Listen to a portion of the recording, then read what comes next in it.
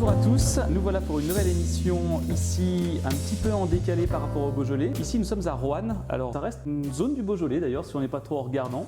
Avant, Et, ouais. Et aujourd'hui j'ai là une grande chance, mais vraiment, c'est d'interviewer Gilles Coudour qui est un peintre alors local je vais dire, mais surtout international.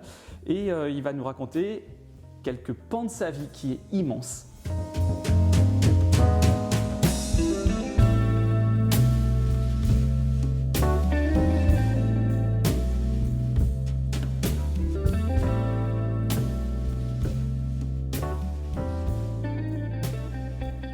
Alors bonjour Gilles, toi tu es artiste peintre. Et c'est comme ça que tu te définirais ou non? oui, bien sûr, oui, artiste peintre. Voilà. C'est vraiment ce qui t'a motivé dans la vie Disons que ma mère, qui était une fille de paysanne, peignait déjà, donc je pense que c'est une histoire de mère, fille, enfin, etc. Ma fille est super douée aussi. Alors, donc voilà. Et j'ai opté pour ce métier de peintre. Et ma mère a eu l'intelligence de me mettre aux Beaux-Arts à Lyon, où j'y suis resté pendant 6 ans. Et là, j'ai obtenu le diplôme de décorateur ensemblier, prof de dessin, enfin voilà. Puis après, étant prof, ça m'a permis de vivre. Et puis de là, j'ai commencé à peindre sérieusement, puisque je peins depuis tout petit. Ouais, on va juste y revenir juste après. C'est inné, enfin voilà quoi. Alors moi je commence souvent sur la rencontre et toi je me souviens t'avoir rencontré au restaurant avec mes parents. Ils m'ont dit oh regarde c'est Gilles Coudour. Alors moi j'ai dit ah oui c'est Gilles Coudour etc.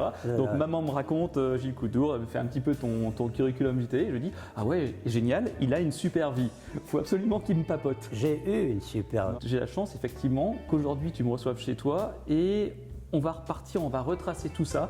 Alors avec des périodes qui vont être fantastiques parce que c'est de l'art, d'autres périodes plus douloureuses parce que c'est la vie, et enfin la vie quoi en général. Donc aujourd'hui, toi tu vas me parler, on va commencer sur la version enfance. Tu nais où toi? Ah ben, je suis né au Coteau, où j'habite actuellement. Voilà. Okay. Je suis né au Coteau le 21 décembre 1942. La guerre. Et tu fais ta scolarité où? À Notre-Dame, à Charlieu. Ok. Lycée? Oui, jusqu'à la 3e. Puis après, je suis allé aux Beaux-Arts à Lyon. Quand tu es petit, à 7 ans, quelque chose d'approchant, tu dessines. Déjà. Ouais. Tu m'as montré tous les dessins, tous les croquis que tu as fait. C'est fascinant. Tu as déjà les traits, les perspectives en tête. Absolument. Et comment ça se passe quand tu dessines? Enfin, qu'est-ce que ça te procure? Comment t'en viens justement à dire... Si tu veux, tu en as qui lisent, d'autres qui jouent à je ne sais quoi, et moi je dessinais. Voilà. Je dessinais tout le temps. Comme maintenant, je dessine tous les jours. Je peins plutôt, tous les jours. C'est une passion, c'est comme un écrivain qui a besoin d'écrire. C'est pareil. Et alors, on va commencer tout de suite par une question qui est un peu plus complexe, qui est la question qu'on se pose toujours. Est-ce que tu penses que c'est un don par rapport à ça, ou est-ce que c'est quelque chose qui s'acquiert en plus à plus... Moi, je dis que c'est un don, c'est tout. Parce que pour faire certains tableaux, si tu n'es pas doué, tu ne peux pas. Moi, je dis que c'est un don, la peinture. C'est comme le musicien.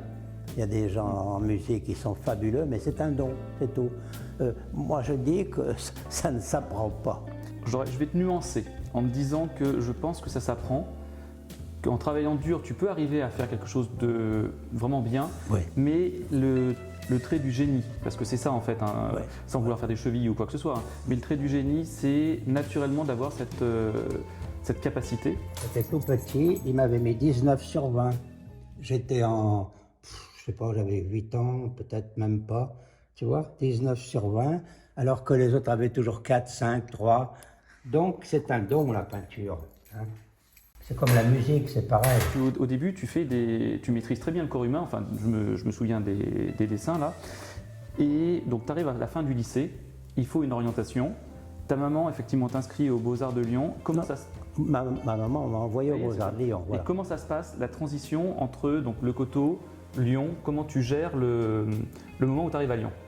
Disons que j'étais aux Beaux-Arts à Lyon, je venais chez moi toutes les semaines. Okay. Enfin, tu vois, voilà. Ouais. Non, attends. Mais non, pas toutes les semaines que je suis bête. Peut-être que si, enfin, je me souviens plus. Oui. Mais enfin, j'avais des gens à Lyon qui me logeaient, tu sais. Ils avaient loué un appartement chez des gens qui me... Puis voilà. Ça a été Roanne, Lyon-Roanne pendant 6 ans.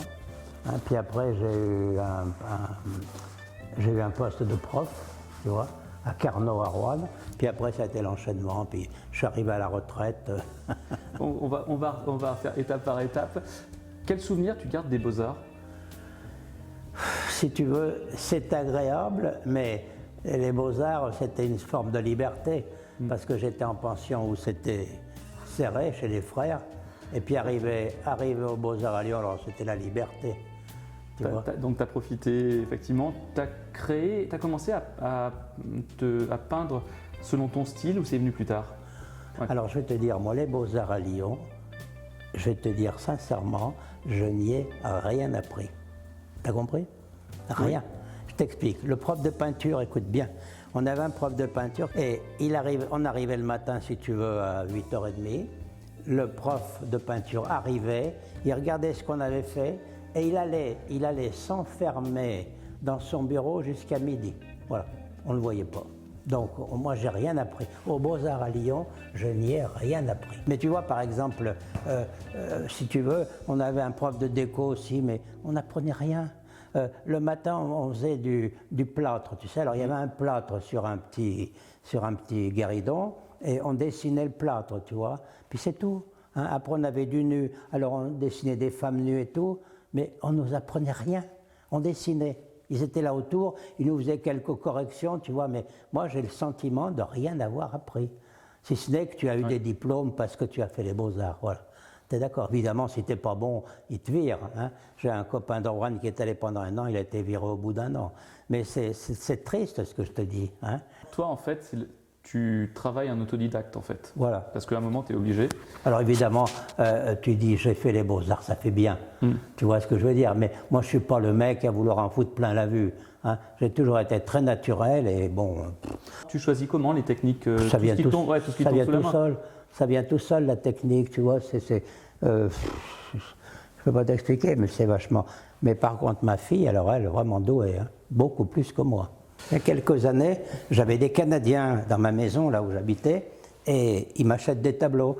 Et je leur dis, ben écoutez, ma fille fait de la peinture, oh, ça ne nous intéresse pas du tout.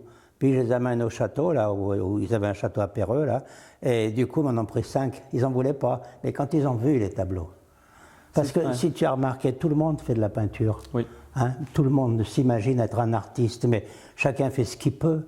Hein, ce sont les relations, c'est terrible. Ben, j'ai enseigné aussi aux États-Unis, à Austin, au Texas, à l'université.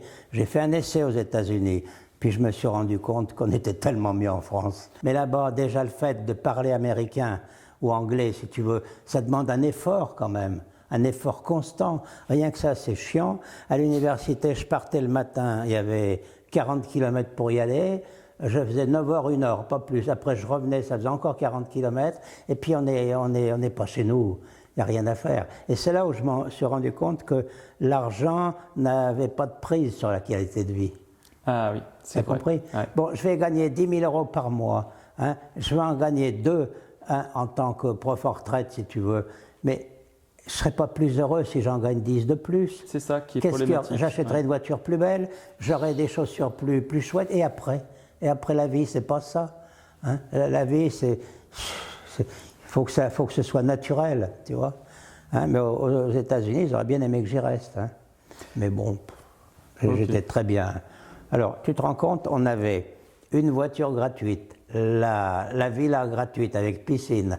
Alors, villa, voiture, et puis 3 fois notre salaire. Hein. Mais tu es prof, toi. Ouais. Ce qui est bien, c'est d'avoir les élèves, enfin d'avoir de l'être humain en face. Voilà. Et d'avoir ce sentiment d'être utile. Oui, oui. C'est pareil pour l'art, quand tu donnes à voir tout ça, ou quand tu donnes ou quand tu vends des tableaux, les gens sont heureux. Enfin, ça crée quelque chose, cette émotion qui est hyper importante. Ouais, ouais. C'est ça le principe de l'art, c'est rendre les gens heureux, enfin la beauté, quoi. Moi, je sais que souvent les gens me disent, on a fait réparer notre maison, on a enlevé les tableaux.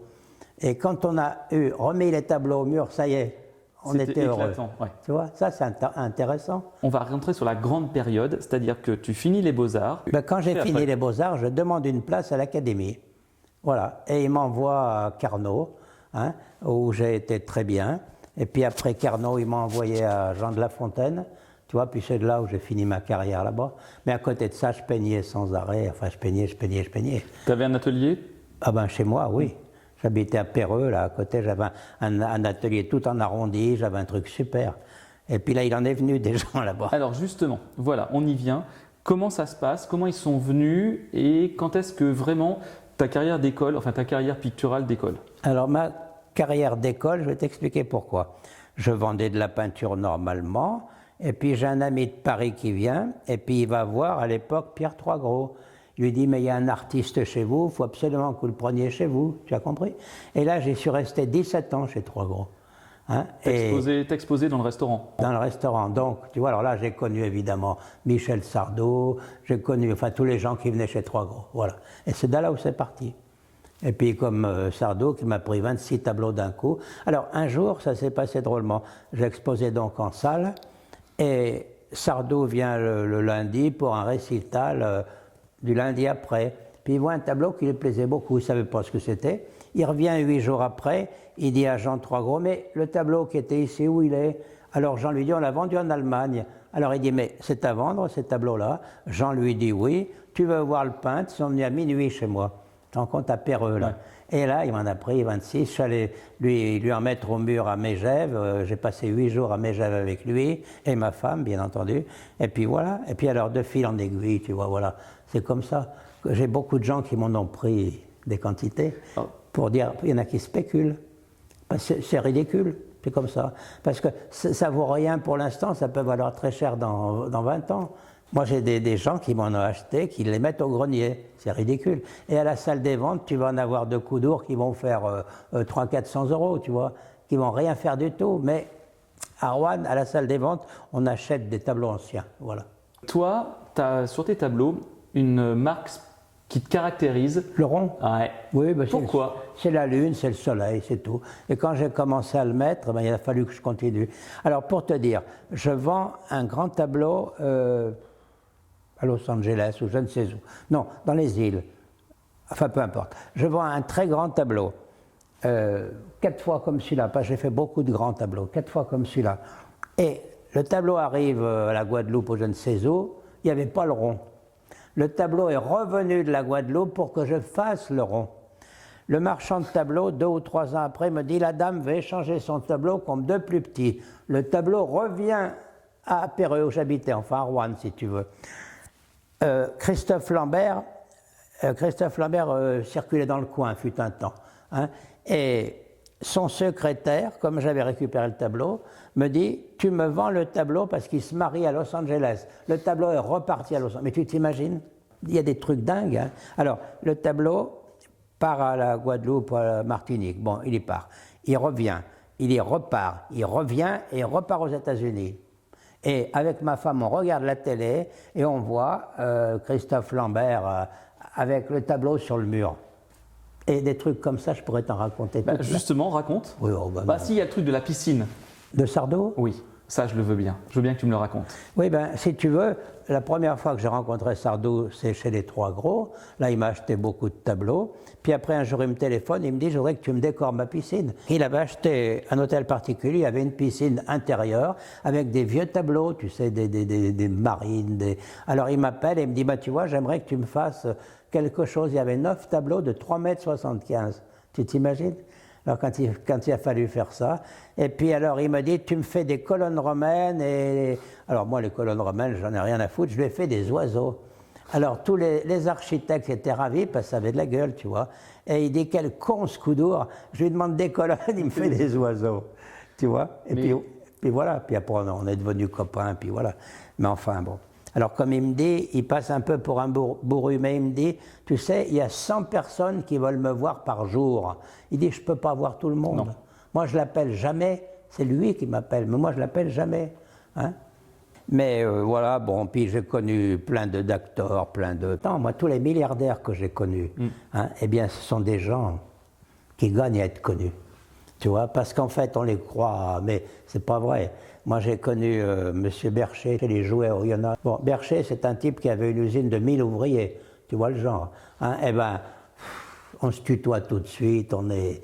Hein, par exemple, un jour, je vends des tableaux au docteur Boileau, qui habitait à côté de Nancy. On arrive chez le docteur Boileau pour lui livrer les tableaux. Il était 17 h. il me dit, bon, alors tout de suite il me tutoie, bon écoute, tu viens avec moi. Je me suis demandé, il voulait m'emmener, c'est encore un truc marrant ça. Le mec m'emmène dans son 4x4 dans une de ses chasses. Imagine un terrain de chasse de 400 hectares tout entouré de grillages. Tu t'imagines le coup, hein? Ouais. Son père était maire sénateur de Nancy. Tu vois un peu le genre, des trucs incroyables. J'ai pris les choses naturellement. Tu vois, il n'y a rien qui m'a...